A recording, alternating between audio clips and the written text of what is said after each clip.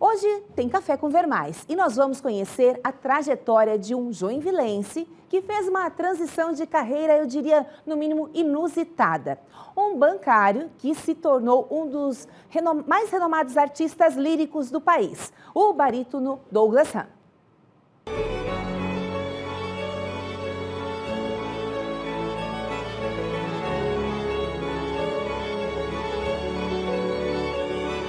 É May, May, May, May, May, May, May, May, May. Dona Irene, agora com algo assim na mão, a senhora olhando para ele pequenininho, para ele adulto, agora mudou muito? Mudou. Mudou muito. Ele era muito agarrado comigo. Meu Deus, se eu precisasse ficar fora de casa que meu marido ficou doente, e deixei ele na minha irmã, eu tive que ir para casa urgente, porque ele estava com febrão e dormia a noite toda, com saudade de mim. Não, não, não, não, não, não, não. Eu faço o que eu puder para ajudar eles, que eu não quero sofrer assim, ficar lamentando só o negócio da idade, né? Idade, viuvez há 36 anos, eu quero viver a minha vida feliz para deixar eles felizes também. Agora, Esse é meu sonho. como é que foi, assim, quando ele começou a cantar, os ensaios em casa? A vizinhança reclamava, elogiava, a senhora gostava? Eu falava, mas eu sabia o que era isso. Ninguém conhecia isso. Pois é. Você dizia, então, isso é um fenômeno, como é que ele descobriu? Eu disse, não sei. Eu não sei. Ele começou a fazer aulas em Curitiba e eu não sabia.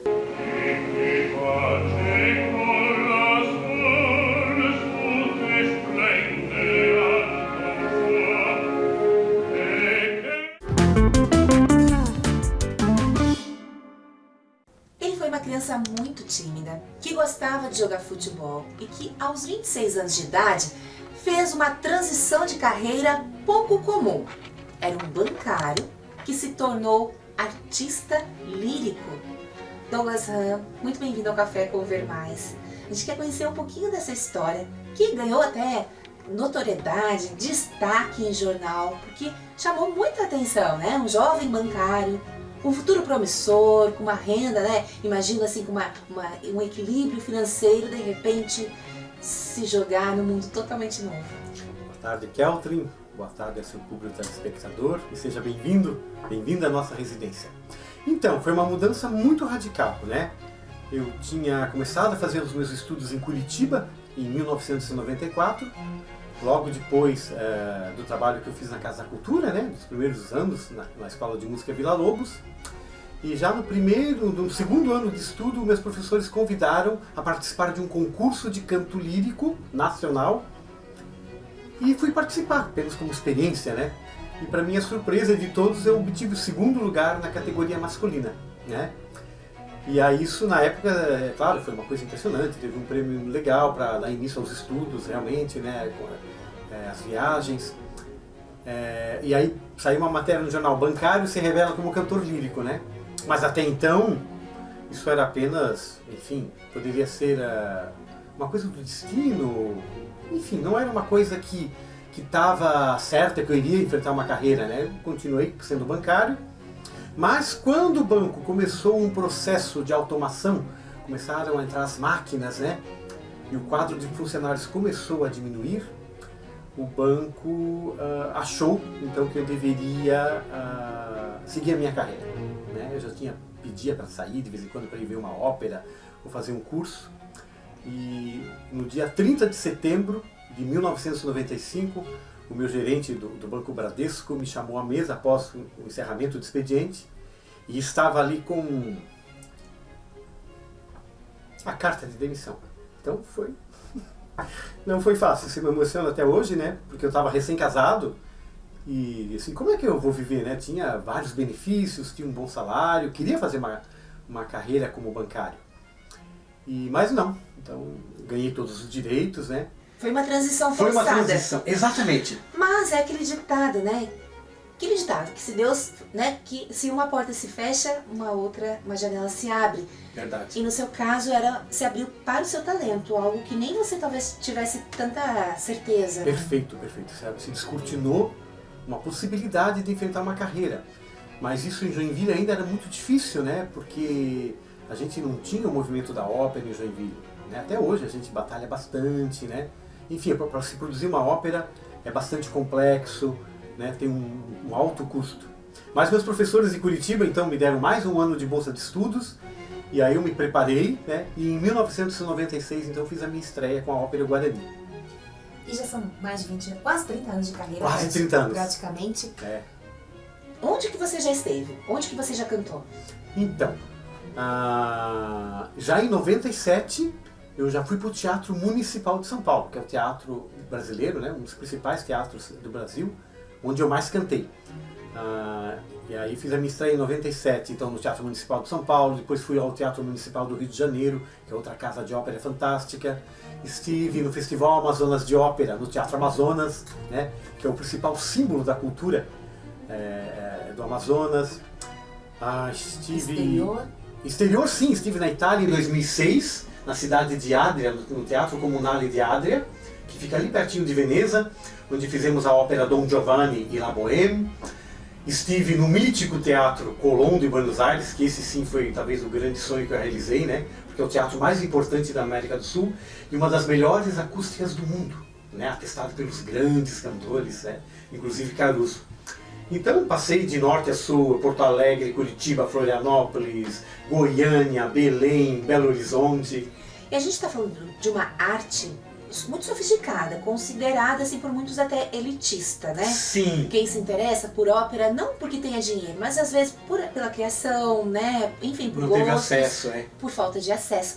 Agora, o que pouca gente sabe é que um menino criado aqui no Bom Retiro, sim, né, que mora na mesma casa praticamente em que nasceu, que foi criado, perfeitamente, que gostava de jogar futebol, que é apaixonado pelo Jack, inclusive fez parte. Como é que é pra você administrar, assim, se manter fiel às tuas origens e ao mesmo tempo navegar por um público, estar em um ambiente tão diferente? Na verdade é muito boa pergunta, porque são coisas muito diferentes, né? As pessoas acham que um cantor lírico ou alguém que se dedica ao erudito, um bailarino, um maestro, um pianista, né? Alguém que toca numa orquestra, vive 24 horas ou grande parte do seu dia apenas ouvindo ópera ou enfim, né? Não necessariamente. A gente precisa de momentos onde a gente faz uma virada de 360 graus. Por exemplo, vai ver um jogo de futebol, vai escutar a bateria da União Tricolor, que eu tenho paixão, faz outras coisas, né? A ópera, por exemplo, como a minha mãe falou, eu ouço muito pouco em casa, porque quando eu ouço ópera, é o meu trabalho. Então eu já começo a analisar, a gente já começa a estudar, né? Então é importante a gente ter esses outros espaços de fuga, né? Fazer uma atividade física, claro. As fotos mostram que você mudou bastante nesses anos. Verdade. Né?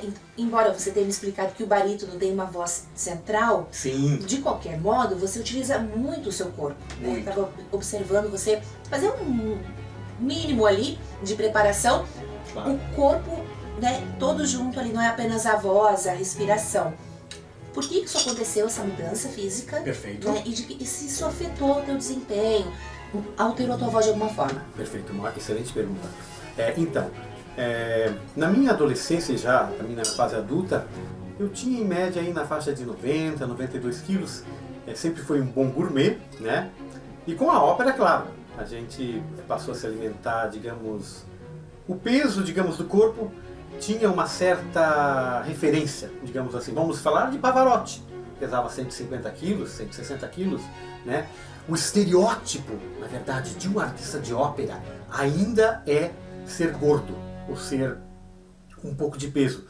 Então, há 13, 14 anos atrás, eu descobri uma diabetes tipo 2, né? E que mudou bem radicalmente minha vida. Dos 93, 94 quilos que eu tive, gradativamente eu fui perdendo peso. Hoje eu tenho 72 quilos. Claro, foi muito bom por um lado, a gente, digamos, cuida mais da alimentação, faz mais atividade física, né? E o meu médico, não, você está ótimo, você está com corpo de menino, continue assim, não engorde, né? Mas, para o canto, digamos assim, eu sofri um pouco de mudanças no meu corpo. Eu acredito que a minha voz deve ter ficado um pouco mais clara e um pouco mais leve, né? E isso foi também interessante porque eu tive que readaptar o meu estudo ao meu novo corpo. né? Eu tive que mudar algumas coisas, né? Mas eu me sinto hoje muito bem, eu estou com 54 anos e a voz, graças a Deus, tá bem. E você enfrenta uma rotina bastante também de viajar, Muito. né? Então também tem que ter todo um cuidado com a alimentação para fugir do controle. É rápido também. É rápido, é um grande problema. Por exemplo, as óperas normalmente são, tirando o final de semana, domingo, às vezes é à tarde, né? Mas durante a semana e sábado elas são à noite. Normalmente elas começam às 20 horas. Uma ópera, em média, tem 2 a 3 horas todo o espetáculo, já com os intervalos, né? Então você sai do teatro 11h30, meia-noite. E você sai faminto, né? Porque se você descarregou toda aquela adrenalina do personagem, né? Obviamente a gente sai com muita fome. E esse é um problema. A gente vai comer muito tarde, vai comer uma pizza, vai comer uma massa, vai tomar um vinho. E isso não é bom, né? Não é bom pro diabético. A nossa artista não exige toalhas brancas, mas... Sim, claro! Mas a academia é muito importante. não abre mão e tem E faz muito bem, explicação. faz muito bem, porque é uma forma da gente também tirar o estresse, se manter bem com o nosso corpo, né? Mas você tem estresse? Tenho muito! Tenho muito! A dona Irene e a minha esposa Sandra que sabem, né? As pessoas mais próximas, né? E assim, porque eu sou uma pessoa um pouco perfeccionista com o meu trabalho, né? Gosto das coisas certas, gosto do trabalho através da meritocracia. Quando eu vou fazer uma audição, por exemplo, para um maestro, é como se fosse agora, é uma fotografia, é uma filmagem que fazem de você. Então eu posso estar de barba, posso estar sem barba, posso estar mais gordo, mais magro, né? Então o diretor, o maestro, escolhe você por aquilo, pela tua musicalidade, pela tua interpretação, né? Então eu gosto muito da coisa séria, assim. E no meio artístico, às vezes, nem sempre é assim, né? Tem outros caminhos, né? Mas é um mundo maravilhoso, eu sempre digo que Deus me colocou nesse caminho e Ele me fez conhecer pessoas maravilhosas que me fizeram chegar até aqui, né? Então, a minha professora sempre dizia, a falecida Neide Thomas, que a carreira artística você é escolhido, não é você que escolhe, né? É como se fosse um sacerdócio, é uma missão que você tem. E cada ano que passa a gente vai percebendo que é isso mesmo. Agora, inclusive, eu estou num processo agora de dar aulas na Sociedade Harmonia Lira, já tenho os meus pupilos, né? E é muito legal, eu lembro muito deles, né? No período que eu estava estudando com eles. E é muito importante, eles estão presentes o tempo todo comigo, meus professores. A semente se tornou uma árvore agora. É verdade, exatamente isso. Poxa, eu acho que não existe melhor forma de a gente encerrar essa conversa agradecendo por toda a sua contribuição. Você é muito jovem, né? Especialmente para a arte lírica. Então tem um grande trajeto pela frente e que já está, né, dando continuidade aqui em Joinville, descobrindo novos talentos. E muito obrigada por nos receber aqui na sua casa. Uma grande honra, Keltrin, ao seu público telespectador. Obrigado por esse espaço e para a gente poder falar um pouquinho mais de arte, né, para as pessoas conhecerem o meu trabalho. E sou muito feliz, sou muito honrado de estar em Joinville. Agora vamos tomar café com a sua fã número 1? Vamos convidar ela? Dona Vamos. Irene? Dona Irene, por favor, se junte a gente aqui, Isso. tomar um cafezinho com a gente.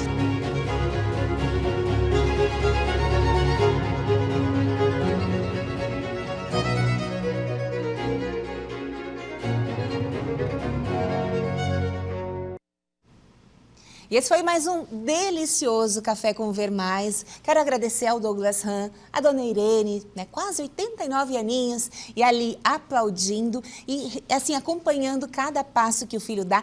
O Douglas é resultado, né, dessa criação maravilhosa. Ele mora junto, né, a mãe é viúva, então mora junto ele, a esposa, junto com a dona Irene, e nos recebeu, contou a sua trajetória. Quando a gente vê alguém de muito sucesso, por exemplo, hoje, né, um dos mais renomados artistas líricos do país, que ainda, né, se assim, engasga, digamos assim, dá aquele nó na garganta quando lembra, né, de ter que passar forçadamente, de fazer uma mudança de carreira como foi. Era bancário, tinha uma vida estabilizada financeiramente, e de repente, uma porta que se fechou, o mundo ganhou um artista lírico tão talentoso. Semana que vem tem mais um Café com Ver Mais.